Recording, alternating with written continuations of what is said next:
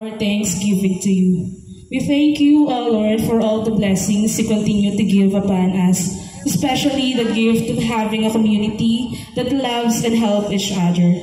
We also thank you for the example of Saint Joseph the worker, whose life of hard work, dedication, and faithfulness serves as an inspiration to us. His example as a faithful worker and guardian of the Holy Family encourages us to strive and serve in your name. We also thank you, Lord, for the opportunity to come together in this partnerable event to support the projects of the Fiesta officers for our church. May the proceeds from this evening be a means to further the works and spread the faith, unity, and love within our community. We are grateful all those who work hard and offer their time and effort to make this event successful. Lord, we humbly ask for your forgiveness for all our shortcomings. Forgive us for neglecting our duties and for failing to help those in need. There were times when we strayed from the example of our Saint Joseph, who worked diligently and served with unwavering faith. Forgive us for our sins and failures in our faith and our service to the community. Merciful Father, we come together before you with a humble heart, asking for your guidance and help. May you lead us to be diligent and faithful, just like Saint Joseph the worker. May our goals for the fiesta and the projects for the church continue to prosper. The funds and efforts raised tonight may be dedicated to the growth of our church to spread your love within our community. Lord, we also ask for strength and unity so that we may continue to help one another, especially those who are in need around us. May we be filled with compassion and love, and may we strive to be faithful servants of you and of each other. We offer all these prayers in the name of your Son, Jesus. Amen. In the name of the Father, the Son, the Holy Spirit. Amen.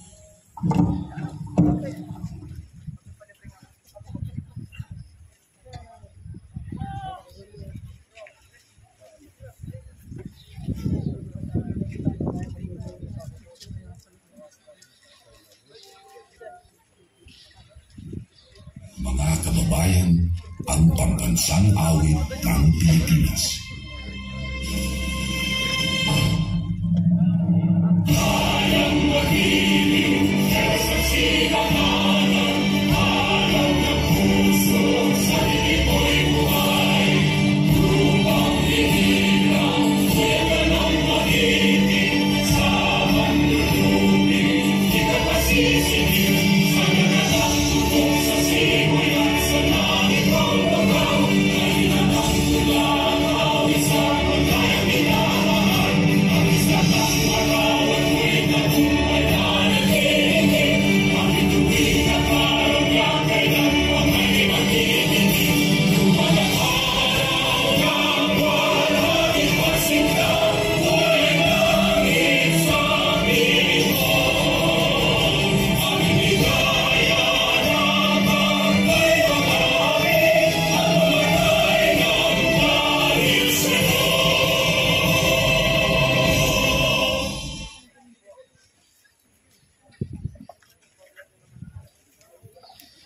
Pwede na po tayong maupo.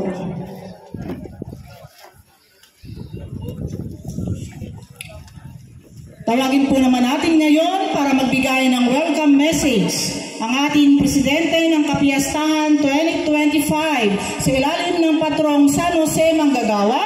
Wala pong iba kundi ang ating makisig at ipinagmamalaking Police Colonel ng Cabra, Ginoong Charlie Tanayan Vete.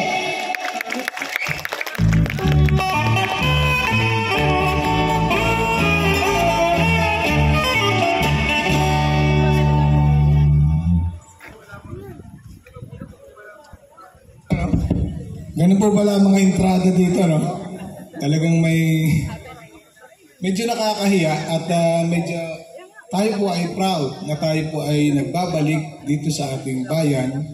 Pero bago po ang lahat ay nais ko po munang pasalamatan ang aking team, ang pamunuan ng kapistahan, ng Libis na aking mga kaibigan aking mga kamag-anak, at ang aking mga mentor. At lalong-lalo na po sa ating mga kabataan na sila po yung sumusuporta sa atin para po maging maayos ito pong ating takbo ng kapistahan. Alam po ninyo, wala po akong ipinrepare na speech. Ito po ay hahanguin ko lamang dito sa aking puso, kung ano po yung nilalaman ng aking puso. Una po sa lahat, papasalamat tayo sa ating mahal na Panginoon, sa Virgin Mary, sa patnubay sa ating lahat, sa ating mahal na patron. At kanina po, habang ako po ay nakatambay dyan sa plaza, dito, ay may lumapit po sa akin. Hindi ko na po sasabihin. Ito po ay isang patotoo na mayroon po tayo talagang mahal na Birhen. Sabi po niya sa akin, alam mo ka Charlie, ay ako'y hindi sana, isa sa mga ito, ay hindi sana kandidata or mutya. Kung hindi dahil sa may isang pangyayari sa kanyang buhay na naging patotoo na yung bang tinatawag nating right timing. Noon po daw ang Tita Emma ay tumawag sa isa nating kamag-anak dito para imbitahin na maging mutya. Ang isa sa ating mga nagagandang mutya dito ay mayroon po pangyayari sa kanilang pamilya na ito ay nakita niya yung intervention ng ating mahal na Birhen at ng ating mahal na Panginoon, ng ating Panginoon Diyos. At ako po'y talaga naantig. Ako po ay nasa Mindanao ngayon, wala na po ako dito sa atin, pero dahil nga po sa kagustuhan natin na makapaglingkod dito sa ating sariling bayan, sa ating sityo, ay ako po naman talaga ay tagalibis. At saka baka po medyo haba-haba ko ng kaunti kasi malayo naman pinanggalingan ko eh. Baka po nagtataka kayo kung bakit may reyna po tayo. Ito po ay isang pasasalamat na rin at pag-recognize sa ating pong mga senior. Ito pong aking mahal na Chaplor at ang Tita Daddy. Doon po sa hindi mga nakakaalam pa, yung mga kabataan, ay ang aking po nanay ay Tisalona at ang kaisa-isahan po niya kapatid ay Tarsena. Kaya po ang aking mga reyna ay Tarsena. At ang mga sumusuporta po naman sa likod ko ay yung mga kamag-anak ko mga Tisalona at yung mga barkada ko Tagalibis. Maraming salamat po. Yun lamang po ang aking nais ipabatid sa ating lahat na nandito. At sana po ay pagkalooban po tayo ng Panginoon na mahabang buhay at wala pong stress. Sana tayo ay mag-enjoy lamang dito. At magandang gabi po muli sa ating lahat. Salamat po.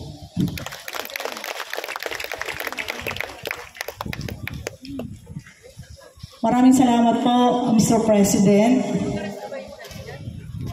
O yan, tayo daw ay mag-enjoy, sumayaw sa lahat ng tugtugin, huwag papalampasin ang bawat tugtog para matanggal ang sakit ng tuhod. Yan.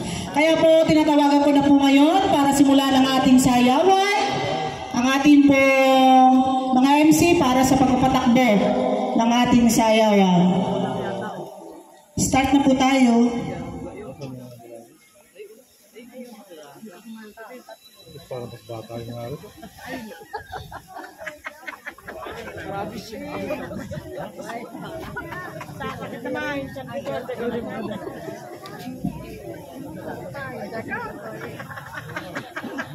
Matakating mo na.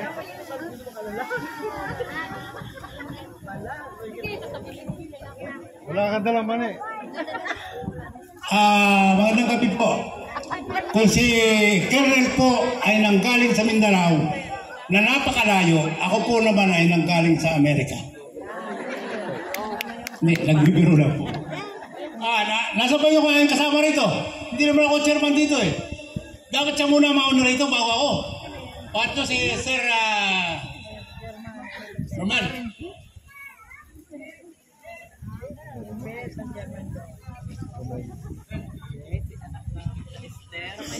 Hello.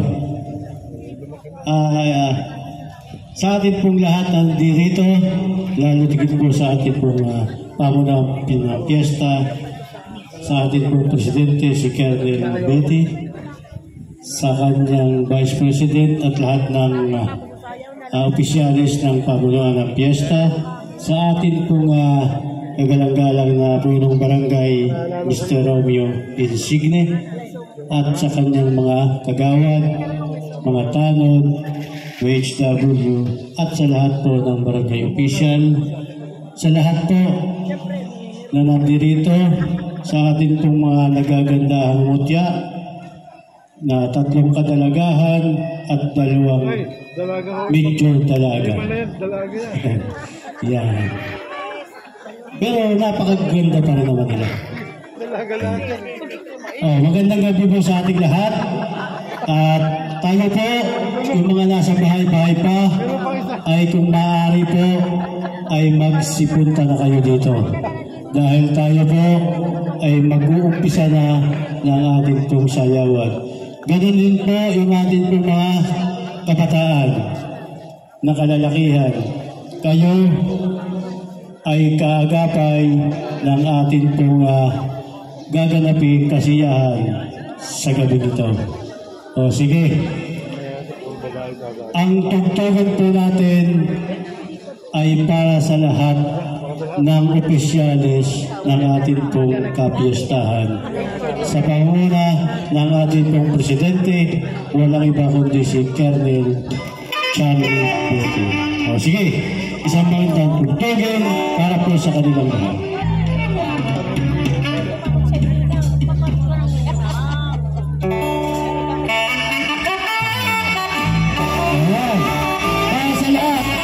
Oficiales ko na ako sa kapiyastahan ang pagpili.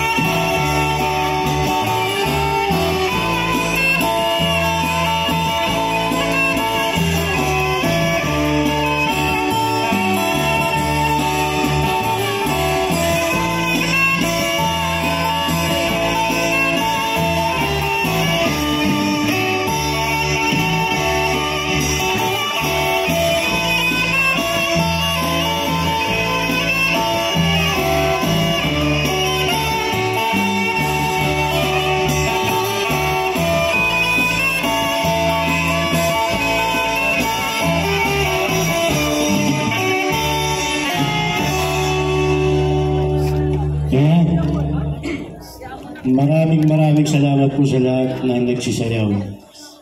At ang susunod po ng tugtugin ay para pa rin sa atin po ng mga kababaihan.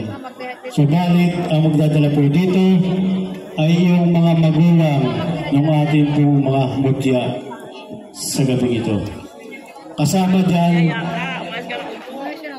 si Chaplor at si Kang Daddy. Ayan. Para sa inyo ang tugtugin sa tatlong tumatayong magulang ng ating po tatlong mutya. Sila ang magdadala kasama si Kang Daddy at si Chaplor. O sige, isang magandang tugtugin para sa kanila.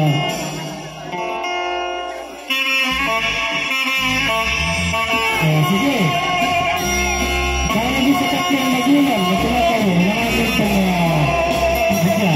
Kasama ko, tayong lahat. Lahat po ay nilahat magka sa ating pong bulaga.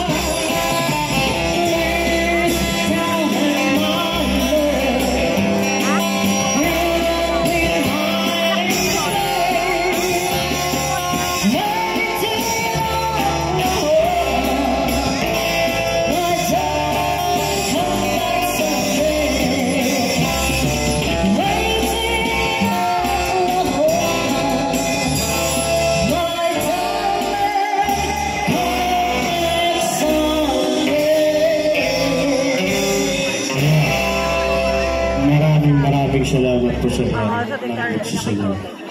At ang susunod po ng tugtugin ay para naman sa ating pong mga kalalakihan.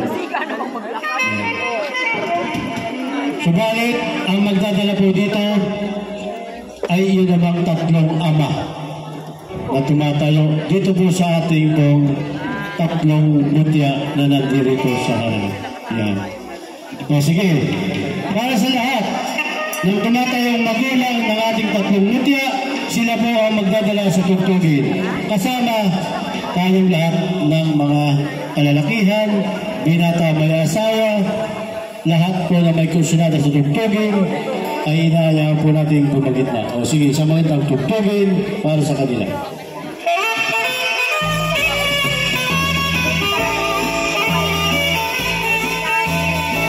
Sige, para sa tatlong tumatayong Gabriel. Dito sa buhay ito. Kasama ko tayo lahat ng mga kalalakihan. Lahat ko natin pumagita.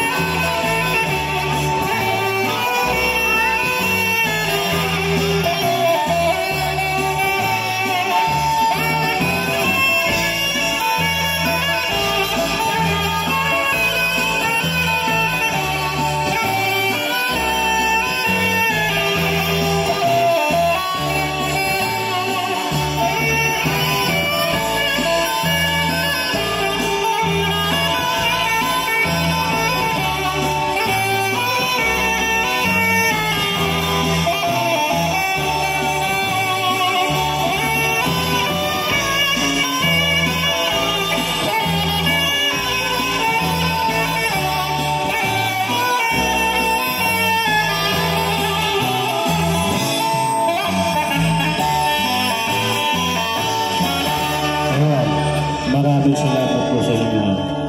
At ang may tinatanaw ko naman ay binibigyan natin sa ating pong kasama. Walang iba kundi si Mr. Ben Pacheco. Sige, ikaw naman ang humawak dito. Tatawag ko muna ako bago makakita. Tatawag ko muna. Dami yan. Ang ikot.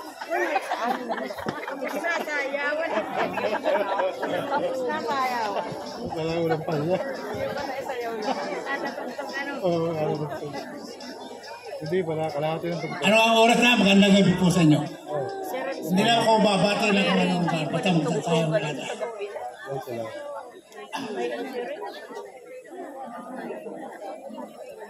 Pero naman po, ang susunod na sonata ay para sa lahat ng nakapurian.